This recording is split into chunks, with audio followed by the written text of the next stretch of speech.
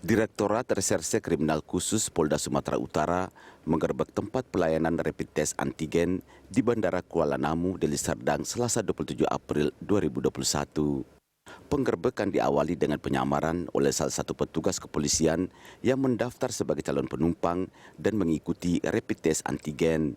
Penggerebekan dilakukan lantaran pelayanan antigen di bandara itu menyalahi aturan karena diduga memakai alat kesehatan bekas dan adanya praktek pemalsuan proses rapid test antigen. Polisi telah menangkap 5 orang petugas rapid test yang merupakan karyawan salah satu perusahaan farmasi ternama, masing-masing berinisial RN, AD, AT, EK, dan EI.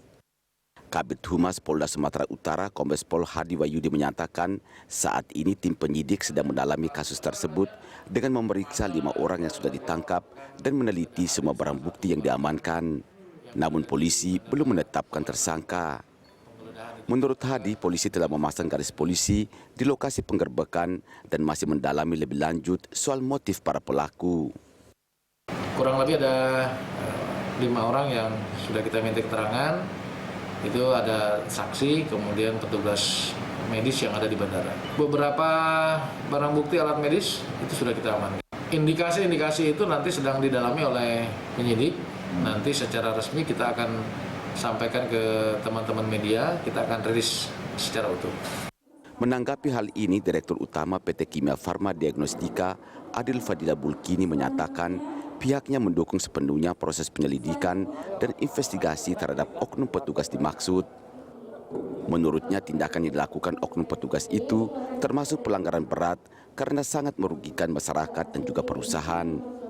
Kalau ini berdampak atau bisa dikategorikan sebagai perbuatan pidana dan nanti terbukti misalnya bersalah, ya yang bersangkutan harus menghadapi ketentuan hukum pidana tersebut, begitu Pak. Kami mendorong dan mensupport itu. Diketahui Bandara Kuala Namu menerima pelayanan rapid test antigen mulai 18 Desember 2020 seiring virus corona mewabah di tanah air. Layanan tersebut merupakan kerjasama antara Angkasa Pura II dengan Kimia Farma yang dibuka setiap hari.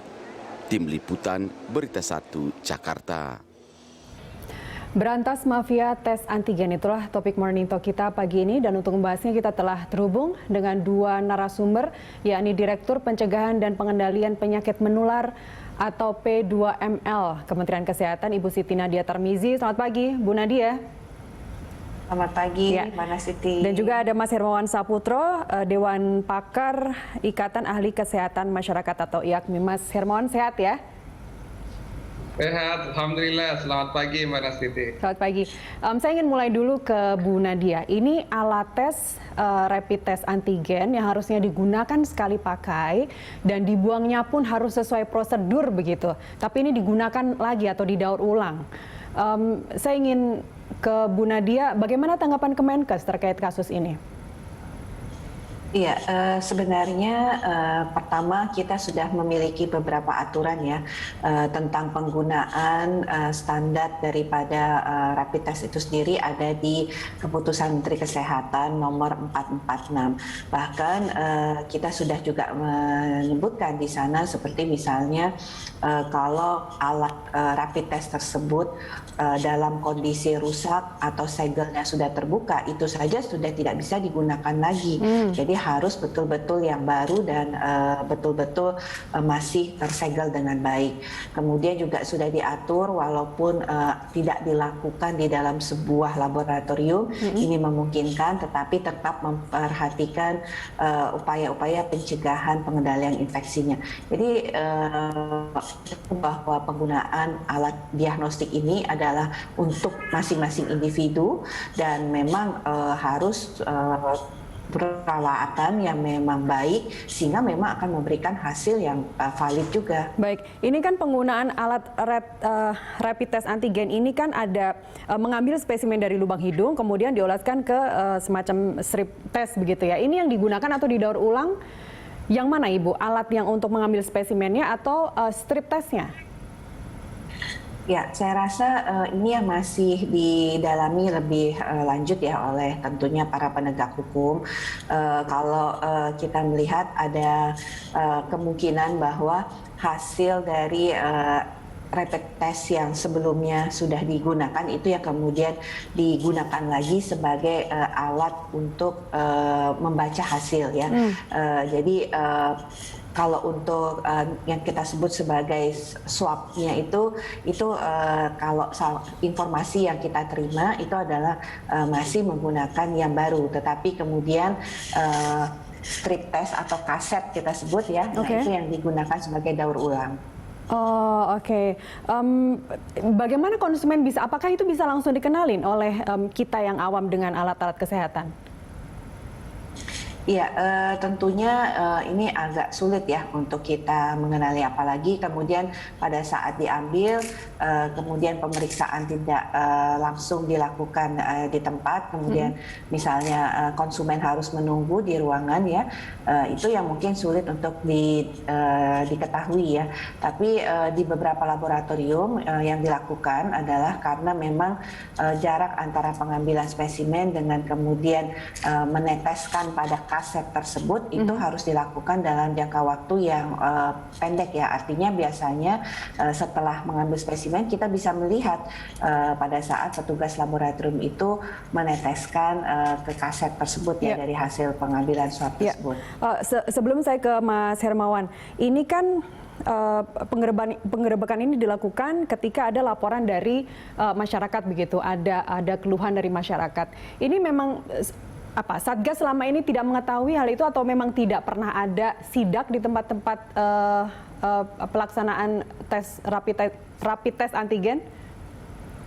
Ya, terkait tentang pengawasan sebuah pelayanan ya, kita tahu ini sudah disampaikan bahwa kita lakukan berjenjang. Artinya memang pengawasan ini harus dilakukan oleh teman-teman di daerah ya, dan khususnya tentunya kalau kita melihat karena ini adalah di bandara, tentunya teman-teman di bandara melalui satgasnya harus mendengarkan mungkin kalau ada masukan-masukan seperti ini, karena ini sebenarnya adalah sangat-sangat jarang terjadi ya, karena tenaga kesehatan itu sangat menjunjung profesinya dan juga kita ada aturan etik yang harus dipahami, apalagi kalau dia adalah seperti ini misalnya adalah petugas laboratorium yang artinya mereka sangat paham bagaimana harus memberikan pelayanan kepada konsumen. Ya, Mas Hermawan, bagaimana IAKMI mengkritisi kejadian ini? Ada 3 poin Mbak Nastiti yang berkaitan dengan kejadian ini. Pertama berkaitan dengan moral hazard namanya.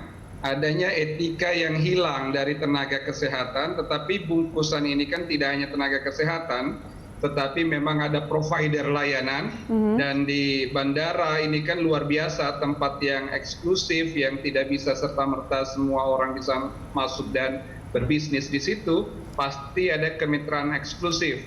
Nah, di sini kan mitranya konon katanya anak perusahaan dari salah satu BUMN, Kimia Farma Diagnostik. Nah, ini kita sangat menyayangkan kejadian ini. Tentu saja kalau ini berkaitan dengan moral hazard, ada unsur pidana, ini aparatur kepolisian bisa masuk untuk penegakan hukum. Nah, yang paling penting ada juga poin yang kedua berkaitan dengan dampak kesehatan yang mungkin bisa ditimbulkan. Karena menggunakan daur ulang untuk alat sekali pakai seperti rapid swab antigen ini tentu saja akan berdampak terhadap risiko kesehatan yang mungkin muncul.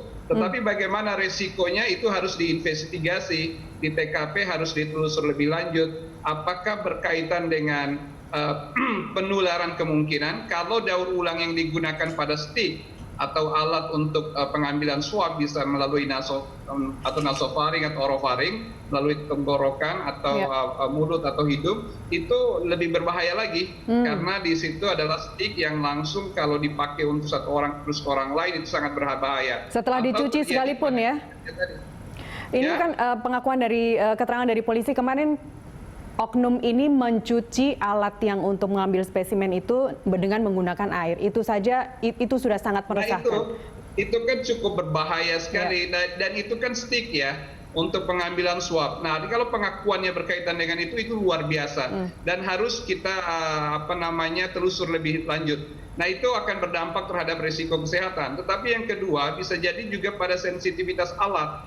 Alat yang digunakan kemudian didaur ulang atau di reuse begitu, itu juga apakah hasil diagnostiknya itu akan tepat ataukah bisa false, baik false positif atau false negatif. Nah, ini juga harus ditelusur. Nah, yang ketiga yang saya pikir menjadi konten di dalam bahasan ini yang paling penting diperhatikan adalah pengawasan. Nah, dalam suasana penanganan COVID pandemi seperti saat ini, instrumentator atau dirijennya adalah Satgas COVID. Tetapi secara eksekutif di sini ada pelibatan peran dari teman-teman yang pengawas ya. Mungkin kalau di Kemenkes itu ada Dirjen Farmalkes, di dalamnya ada Direktorat Alkes, pengawasan alat kesehatan. Itu satu. Yang kedua juga pengawasan juga dari KLHK. Jangan lupa untuk limbah medis ya. Jejaring dari KLHK kemudian Dinas Lingkungan Hidup setempat itu harus memantau apakah ada alat-alat yang memang harusnya sekali pakai dibuang kemudian bagaimana pemusnahannya. Nah, di dalam kasus pandemi COVID harusnya tidak lebih dari 8 jam. Nah, kalau normal kan kasus infeksius 1 kali 24 jam. Tetapi karena ini pandemi harusnya tidak boleh dari 8 jam. Nah, habis digunakan misalnya stick dan diperiksa, itu dikemanakan. Nah, itu juga menjadi konteks pengawasan. Di sini pelibatan multi stakeholder saya rasa, ada Dinas Kesehatan pasti di sana, ada juga Dinas Lingkungan Hidup di sana, ada Satgas COVID, ada aparatur kepolisian dan lain-lain. Dan ini menjadi menarik karena bukan tempat yang biasa. Jadi bayangkan ini di bandara dengan mitra yang sangat strategis.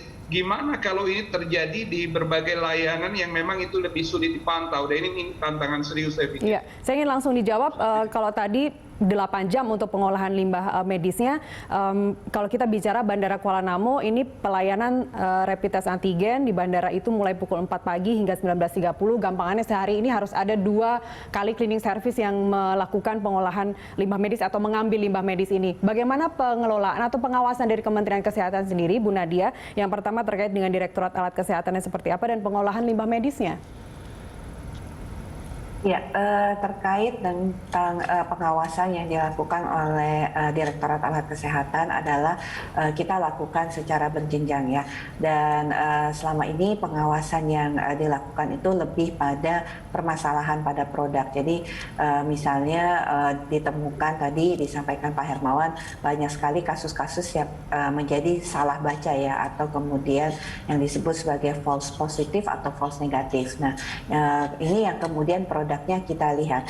Tapi kalau di sini kita berbicara memang lebih banyak kepada moral hazard ya, karena tentunya penggunaan daripada alat yang di reuse ini kan tidak akan mudah dideteksi kalau kemudian kita tidak mendengar adanya laporan juga dari masyarakat terkait hal ini.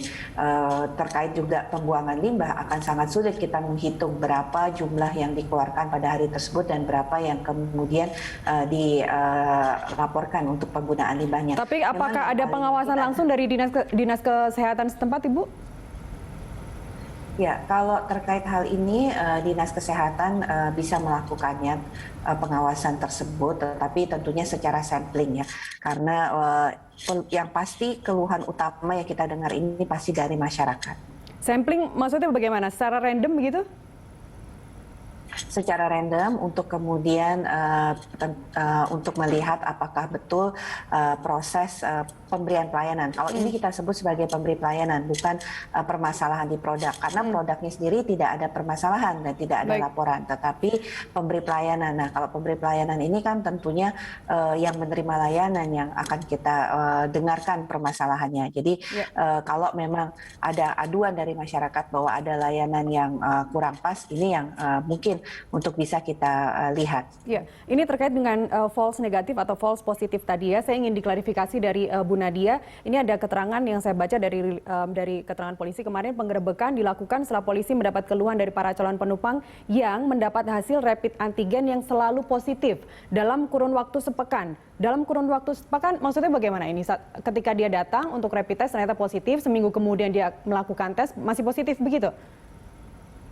Kalau melihat dari apa yang disampaikan itu dalam kurun 1 minggu, hampir semua hasil yang diberikan oleh laboratorium tersebut hasilnya positif. Sementara mungkin ada calon penumpang yang kemudian memeriksakan kembali di laboratorium lain yang mungkin hasilnya negatif ya. Nah ini yang harus kita telusuri. Tapi artinya ini masyarakat merasakan ada keganjilan atau keanehan. Nah pada celah-celah seperti ini tentunya bisa dilakukan inspeksi ya untuk melihat apakah betul ada permasalahan dalam hal pelayanan. Baik, Mas Hermawan, Anda melihat ini tidak hanya terjadi di Bandara Kuala Namu saja? Halo Mbak Nastiti. Ya, Mas Hermawan, Anda melihat ini juga terjadi di tempat-tempat lain? Ya, ini yang kita khawatirkan ya. Ini kan tentu saja terkuak di bandara dengan juga mitra providernya salah satu anak perusahaan BUMN. Nah, kita membayangkan begitu banyak laboratorium-laboratorium yang menyediakan pelayanan swab antigen ini. Dan ini tentu saja menjadi pembelajaran yang berharga. Mudah-mudahan ini menjadi bahan agar para stakeholders terutama Satgas Covid turun kemudian melakukan pemantauan kembali bagaimana proses yang diberikan layanan dalam pemeriksaan ini.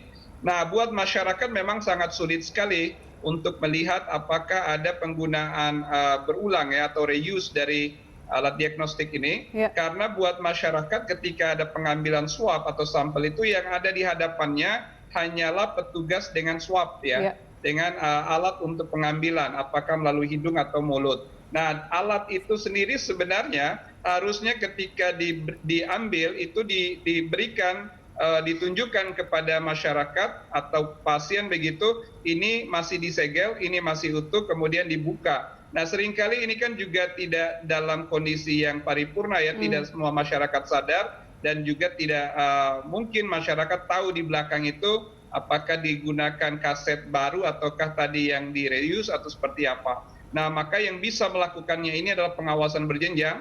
Satgas Covid menjadi instrumentator untuk stakeholder lain, semisalnya Dinas Kesehatan atau Dinas Lingkungan Hidup, dan pada akhirnya di situ juga harus dilakukan pengawasan. Bisa saja dalam suatu waktu dilakukan random bagian dari uji petik berupa penjaminan mutu, tetapi tentu saja mengevaluasi secara berkala itu penting untuk dilakukan, Pak Nasiti. Baik, ada usulan dari Komisi 9 perlu ada pendataan dan pelacakan siapa saja yang telah melakukan tes di Bandara Kuala Namu. Ini kan terkait dengan upaya tracingnya begitu ya, terkait dengan false positif yang mungkin dalam kurun waktu 1 bulan ini terjadi. Apakah IAKMI akan mengusulkan hal itu, pendataan dan pelacakan siapa saja yang telah melakukan tes di Bandara Kuala Namu dalam kurun waktu mungkin 1 bulan belakangan ini. Tapi jawabannya ditunda dulu. Mas Hermawan, Bu Nadia, kita kembali usai jeda pariwara berikut. Pemirsa tetaplah bersama kami.